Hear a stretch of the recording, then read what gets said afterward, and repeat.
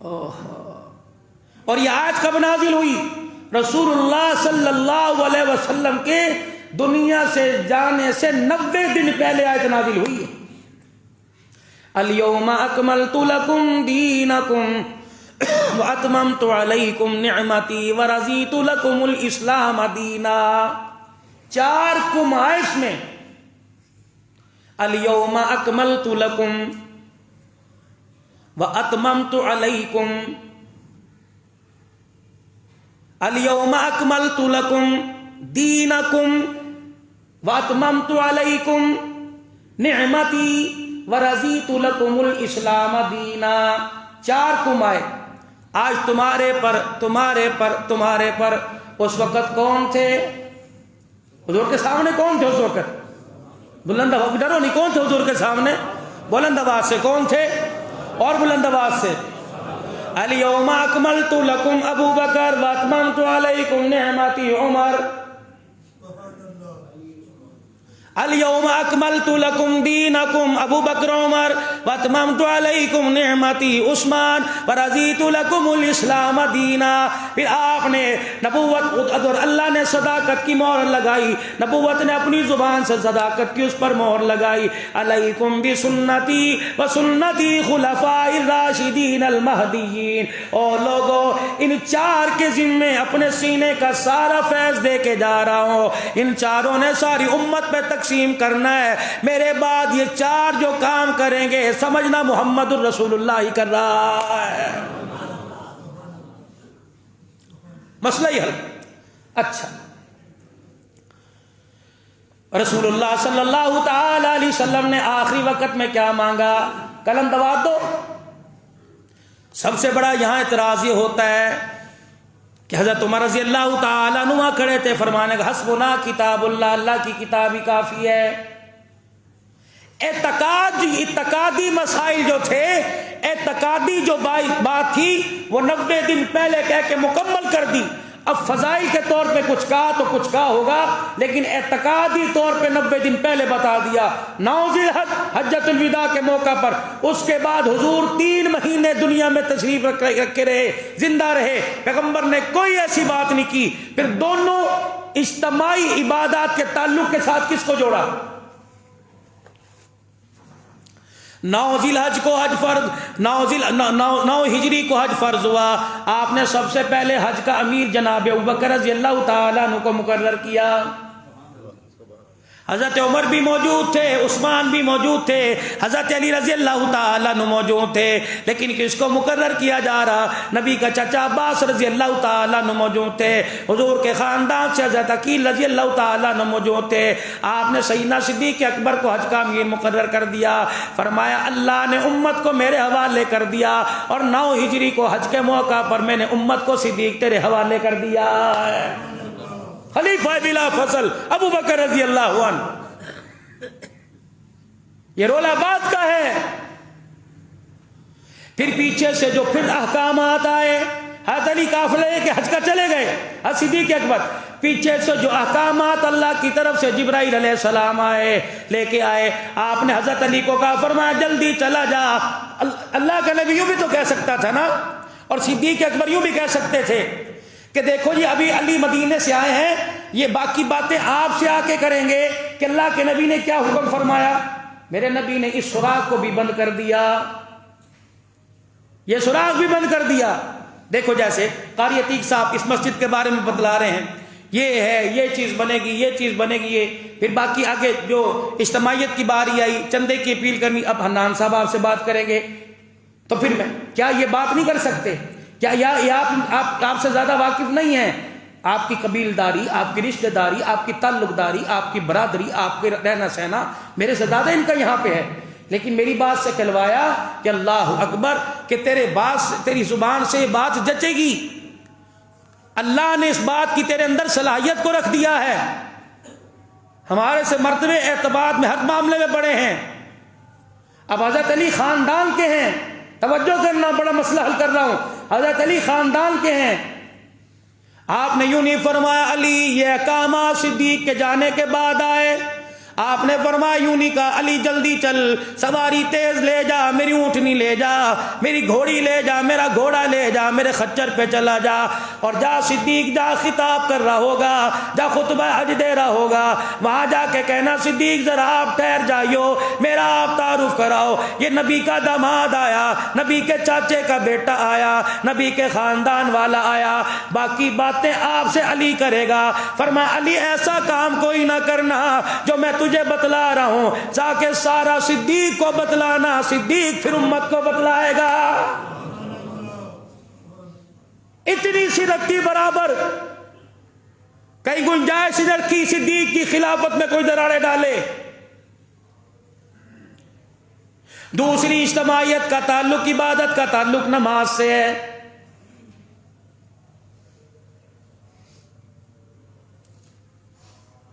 ایک اجتماعیت حج کی، صدیق سامنے آؤ، ایک اجتماعیت کا تعلق نماز۔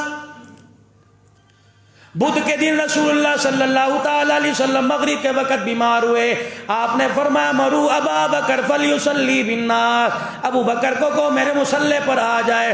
سیدہ عائشہ رضی اللہ تعالی عنہ کہنے لگی کملی والے وہ رقیق القلب ہے، وہ آپ کی موجودگی میں آپ کے مصلی پہ آ کے نہیں کھڑا ہو سکتا۔ آپ نے فرمایا عائشہ یہ رائے میری نہیں ہے، حکم میرے خدا کا ہے۔ جناب سیدنا صدیق اکبر رضی اللہ تعالی عنہ نے 17 نمازیں نہیں، سوار تک 22 نمازیں، بدھ کی نمازیں، جمعرات کی نمازیں، جمعے کی نمازیں، ہفتے اتوار کی نمازیں، بعض روایت کے اندر آیا جمعرات سے شروع کر 22 نمازیں رسول اللہ صلی اللہ تعالی علیہ وسلم کی موجودگی میں پڑھائی۔ نمازوں کے دوران ایک مرتبہ سیدنا صدیق اکبر کو کوئی کام پڑ گیا جس کی وجہ سے آپ مسجد میں نظر نہ آئے۔ حضرت بلال رضی اللہ تعالی عنہ نے آ کر کہہ دیا الصلاۃ الصلاۃ، کملی والے نماز کے لیے تشریف لے آؤ۔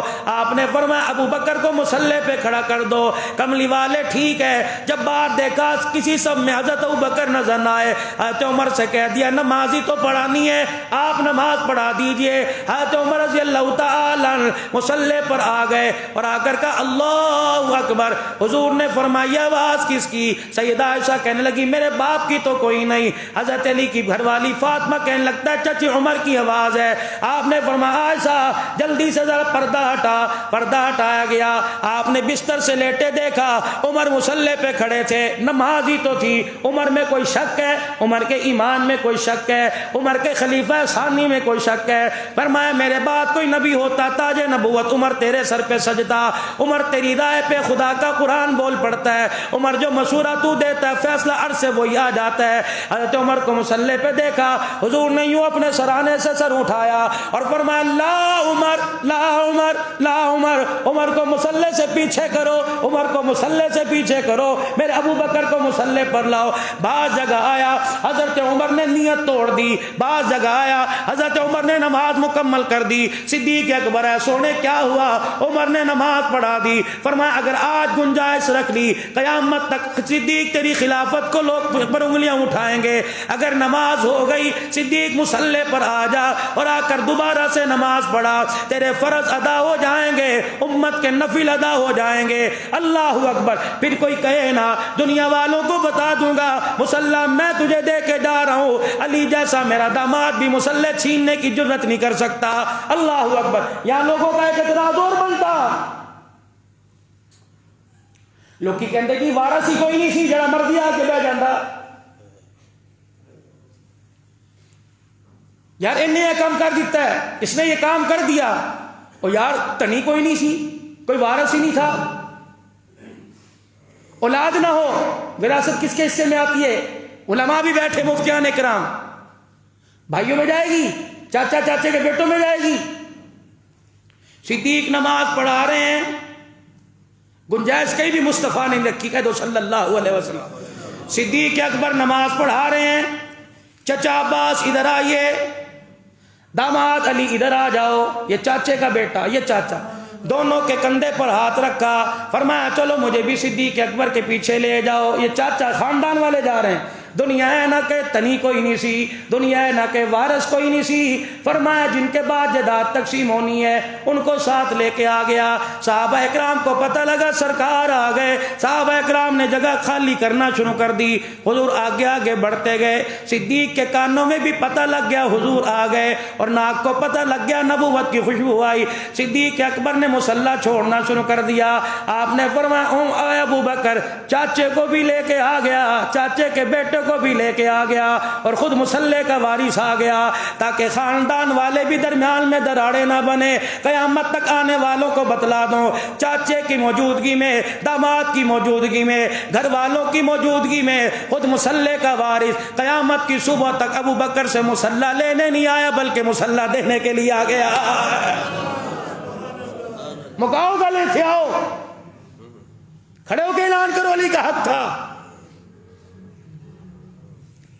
اجتماعی عبادت حج جو سب کے سامنے، سب کے ساتھ، اجتماعی نماز، اجتماعی عمل نماز جو سب کے سامنے، سب کے ساتھ، دونوں جگہ حضور نے ابو بکر کو کھڑا کر دیا ہے۔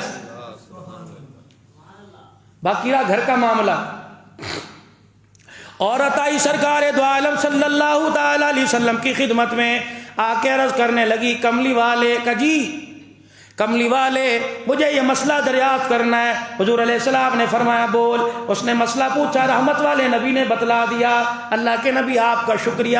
جب اٹھ کے جانے لگی دروازے کی طرف پلٹ کے یوں کر کے حضور کی طرف منہ کر کے دیکھا، کملی والے ایک بات بتاؤ، اگر آپ تو مسئلہ پوچھا آپ نے بتلا دیا، آپ اگر اللہ نہ کرے دنیا سے چلے گئے، ہمیں کوئی مسئلہ درپیش آیا، کملی والے بتاؤ کہاں جائیں گے، کس سے پوچھیں؟ فاطمہ بھی تو عالمہ تھی، حضرت علی بھی تو عالم تھے، جو صحابہ کے معاملات میں صحابہ کو مسائل درپیش ہوا کرتے، علی مسئلے حل کیا کرتے۔ انسان کو اولاد عزیز ہوتی ہے نا۔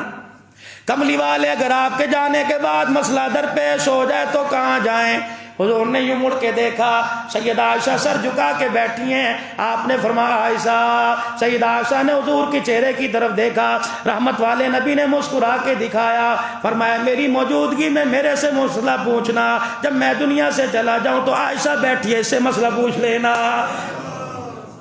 میری عائشہ وہی بتائے گی جو محمد عائشہ کو بتا کے جا رہا ہے۔ ختم ہوگی بات۔ فرمایا میرے صحابہ اور میرے اہل بیت، اللہ اکبر، میرے اہل بیت کشتی نو کی مانند ہیں، صحابہ اور اہل بیت کشتی نو کی مانند ہیں۔ کشتی اور ستاروں کا جوڑ بتلا دیا۔ پہلے زمانے میں میرے عزیزوں گھڑیاں نہیں ہوا کرتی، انسان میرے عزیزوں دھوپ کو دیکھ کر وقت کا اندازہ لگایا کرتے، شام کو ستاروں کو دیکھ کر اندازہ لگایا کرتے۔ فرمایا میرے اہل بیت کشتی نو کی مانند ہیں، میرے صحابہ آسمان کے ستاروں کی مانند ہیں۔ فرمایا جیسے ستاروں کو دیکھ کر راستہ ہموار کر سکتے ہو، ستاروں کو دیکھ کر وقت کا اندازہ لگا سکتے ہو، فرمایا کشتی تب چلے گی جب ستارے نور والے ہوں گے۔ وَإِنْ آمَنُوا بِمِثْلِ مَا آمَنْتُمْ بِهِ فَقَدِ اهْتَدَوْا۔ میرے جانے کے بعد اگر ایمان لانا ہو تو ابو بکر کو دیکھ لینا، عمر کو دیکھ لینا، عثمان کو دیکھ لینا، علی کو دیکھ لینا، حسن کو دیکھ لینا، حسین کو دیکھ لینا، طلحہ کو دیکھ لینا، سعد کو دیکھ لینا، سعید کو دیکھ لینا، زبیر کو دیکھ لینا، عبداللہ بن زبیر کو دیکھ لینا، عبد الرحمن بن عوف کو دیکھ لینا، معاویہ کو دیکھ لینا، ابو سفیان کو دیکھ لینا، اکرمہ کو دیکھ لینا، ابو ذر غفاری کو دیکھ لینا۔ کملی والے کس کس کا نام گنائے گا؟ فرمایا اپنے بعد مرد عورتوں بوڑھے بچوں میں 4 لاکھ صحابہ چھوڑ کے جا رہا ہوں۔ فرمایا جس طرح ستاروں کی مانند، ستاروں کے اعزاز، ستاروں کے مرتبے کو کوئی نہیں پہنچ سکتا، میرے صحابہ کے مرتبے کو بھی کوئی نہیں پہنچ سکتا۔ بِمِثْلِ مَا آمَنْتُمْ بِهِ فَقَدِ اهْتَدَوْا۔ اگر جنت میں جانے کا راستہ تلاش کرنا ہو تو ان سارے صحابہ میں سے کسی کا دامن پکڑ لینا۔ ان کی یاری موڑ کی نہیں، ان کی یاری توڑ کی ہے۔ جس کا دامن پکڑے گا یہ تیرا ہاتھ جنت کے دروازے کے پاس لا کے چھوڑ دیں گے۔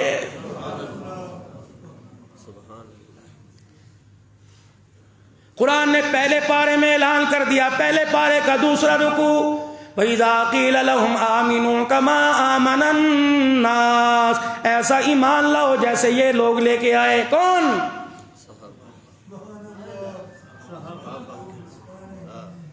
ہمیں دراصل عادت کوئی نہیں، ایسا ایمان لے کے آؤ جیسے صحابہ ایمان لے آئے۔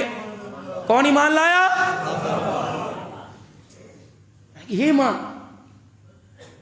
کلمہ پڑھا کپڑے تن سے اتر گئے، کلمہ پڑھا گھر سے بے گھر ہو گئے، کلمہ پڑھا رشتہ داروں نے گھر کے چھت چھین لی، کلمہ پڑھا اپنے پرائے ہو گئے، کلمہ پڑھا بیوی بچے علیحدہ ہو گئے. آمینو کما آمن السفہاء. ایسا ایمان ہم نہیں لاتے بے وقوف جیسے لے کے آئے. مکے والوں نے انگلی اٹھائی، کافروں نے کہا ہم نہیں ایسا ایمان لاتے جیسے بے وقوف. اللہ خبردار، جھڑکی آسمان والے نے دی، اللہ انہم هم السفہاء.